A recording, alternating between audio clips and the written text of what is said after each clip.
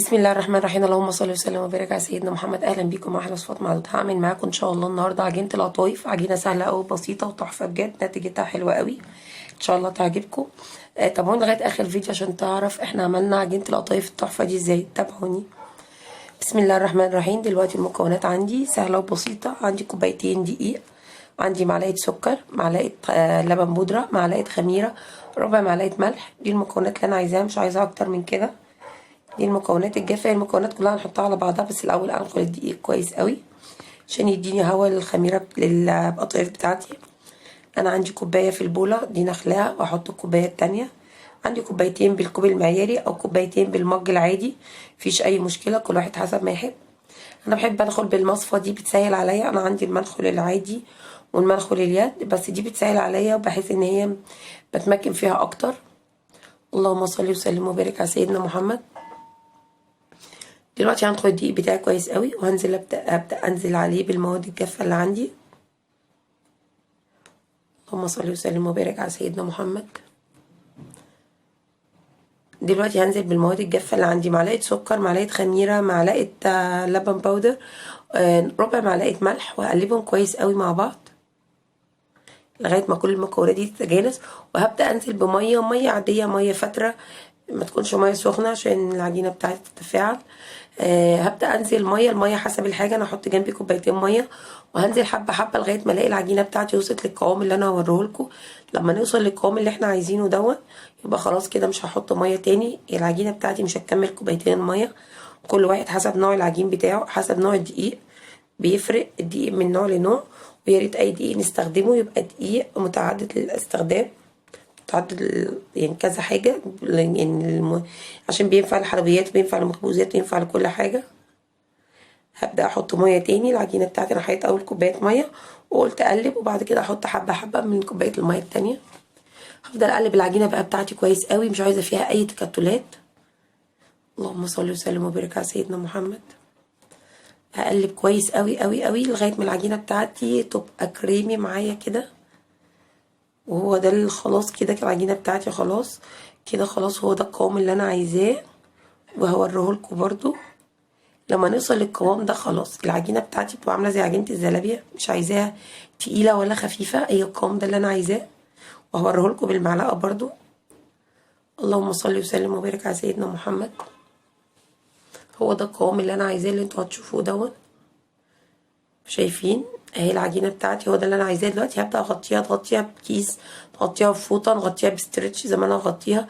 هنسيبها تستريح من 10 دقايق لربع ساعه، مش اكتر من كده، لان العجينه بتاعتي مش محتاجه ان هي تقعد. بجد عجينه حلوه قوي، لو استخدمناها بعد 5 دقايق تشتغل معانا حلو برضو. دلوقتي انا هغطي العجينه بتاعتي وهسيبها كده. غطيت العجينه بتاعتي وهسيبها تستريح، وهوريها لكم بعد ما تستريح على طول. هسيبها من 5 ل10 دقايق، ربع ساعة بالكتير، ما تزيدش عن كده. احنا بنريح العجينة بس، مش محتاجين اي حاجة اكتر من كده. كده العجينة بتاعتي انا بس سهيت عليها، هي قعدت 15 دقيقة. كنت بعمل حاجة، هي لو قعدت 5 دقايق ولا 10 دقايق برضو كويس. انا هبدأ اقلب بقى كويس. هنزل كل الفقاقيع اللي اتكونت عندي من التخمير. انا مش عايزة فيها هوا خالص. الهوا اللي هيعمل معايا الدواير الكبيرة دي انا مش عايزاها. انا عايزة اطلع الهوا اللي جواها، وهتشوفوا عايزاها ترجع تاني زي ما كانت. هفضل اقلب اقلب، مفيش مشكله وانا اقلب فيها، اقلب لغايه ما اوصل للعجينه تاني. انا مش عايزه فيها اي هوا. بكوبايه بقى هنصب باي حاجه عندك، تحطي العجينه كلها في شفشه وتصبيه في شفشه صغير.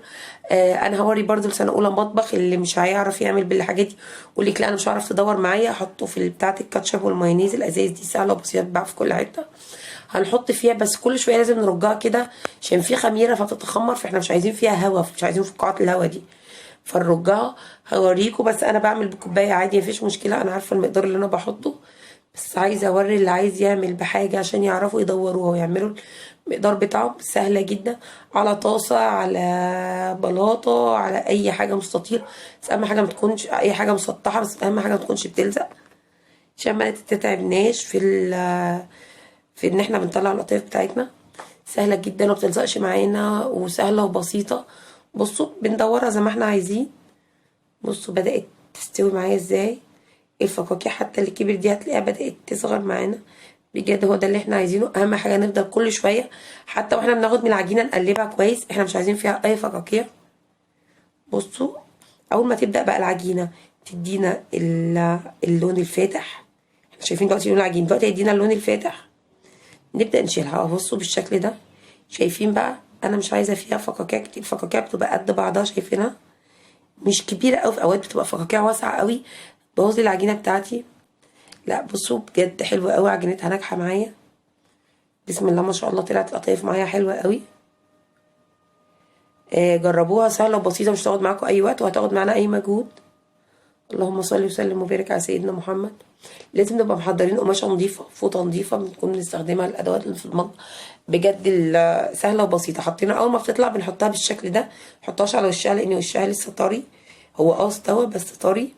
فدلوقتي هبدا اعمل معاكم دول اخر حبه، فحبيت اوريكم انا كنت بعمل ازاي. انا شلت الغطا وبدات ادلق، وبقيت كل شويه اقلبها بالستيكس بتاع الشيش طاووق عشان مش عايزه فيها اي هوا.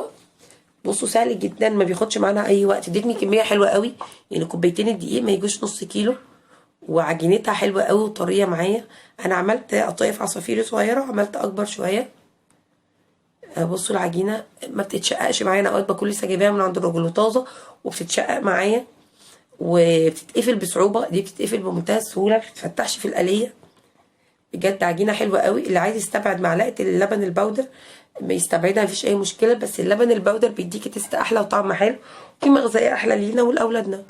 الكميه دي اللي اديتها لي نص كيلو، الكوبايتين، مش نص كيلو دي، ده هما كوبايتين دقيق. كوبايتين دقيق ما بيكملوش نص كيلو. بجد ادتني كميه حلوه قوي. انا العصافير حطاها على جنب الصغيره، ودي اكبر شويه. حتى انا بحب العصافير، حتى لما كنت بجيب انا اول رمضان اعملها في البيت. بصوا العجينه بتاعتها تحفه بجد، عجبتني. يعني حتى لما عملتها قلت لا مش هشتريها تاني من بره، لان هي سهله، ما بتاخدش وقت، ما بتاخدش اي مجهود بجد، ولا بتاخد وقت ولا بتاخد مجهود معانا خالص. دلوقتي بدات احضر المكسرات بتاعتي، والمكسرات دي كل واحد حسب ما هو عايز. انا حطيت حسب ما الاولاد بيحبوا، حطيت بندق، عين جمل، لوز. هما بيحبوش السوداني عامه في المكسرات، فعشان كده ما حبيتش. هما بيحبوها بالجبنه اكتر، يعني هما بالجبنه بيحبوا القطايف اكتر. عندي بالجبنه اي جبنه كريمي.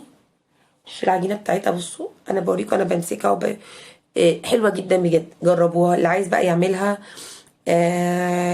للحمه مفرومه ولا حاجه مفيش مشكله. انا دلوقتي خدت المكسرات بتاعتي ضربتها، بحب اضربها كده عشان عندي الاولاد بيتضايقوا من المكسرات لو كبيره بتخش في اسنانها او بيتضايقوا. ضربتها نص ضربه بالشكل ده في الكبه، واحط عليها رشه قرفه معلقه سكر.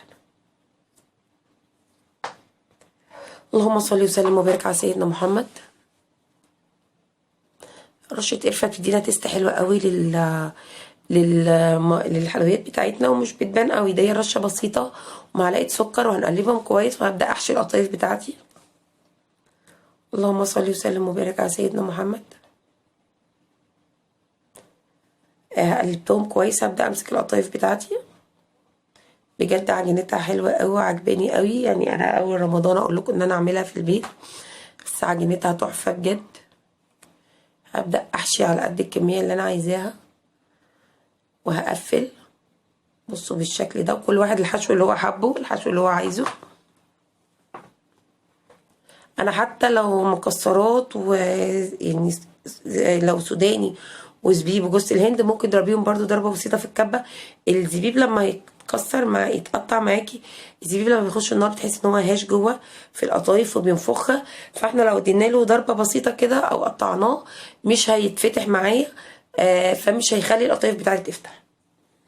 يعني الزبيب لما بينزل النار بيرجع تاني بقى عامل زي العنبيه كده ويتنفخ معايا، فاوقات بيخلي القطايف تفتح. بصوا بتقفل بمنتهى السهوله، ما بتحتاجش اي وقت لقفلها، وبجد ما فتحتش معايا في القليه. بصوا لو انتوا عايزين بقى تقفلوا نص قفله كده ونحشي برده ما فيش مشكله. اللي عايز يقفل نص قفله كده ويقليها، وبعد ما تطلع من القليه نحط لها نوتيلا او نحط كريمه برده حلوه قوي. افكار كتير للقطايف.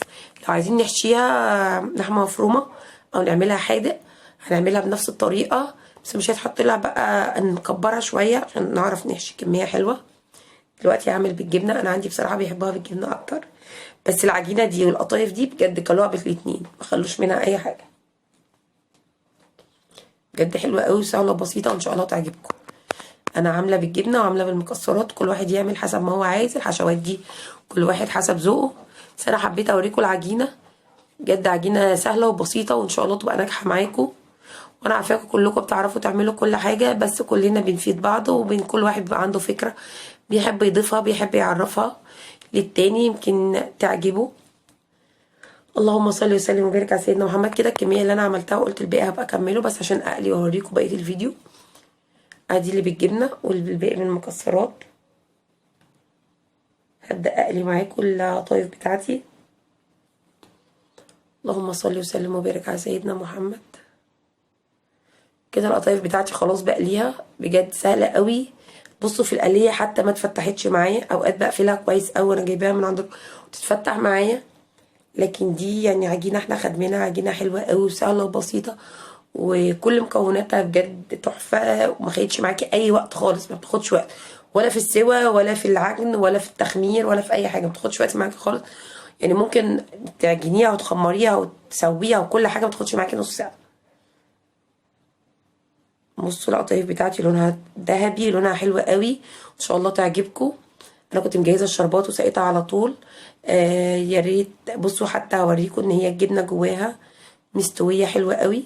القطايف بصوا الجبنه مع كريسبي وسهله وطعمها حلو قوي من جوه، كريسبي من جوه وكريسبي طريه من جوه وكريسبي من بره، حلوه قوي بسيطه. يا ريت اللي ما اشتركش في القناه يشترك في القناه ويفعل علامه الجرس. والسلام عليكم ورحمه الله وبركاته.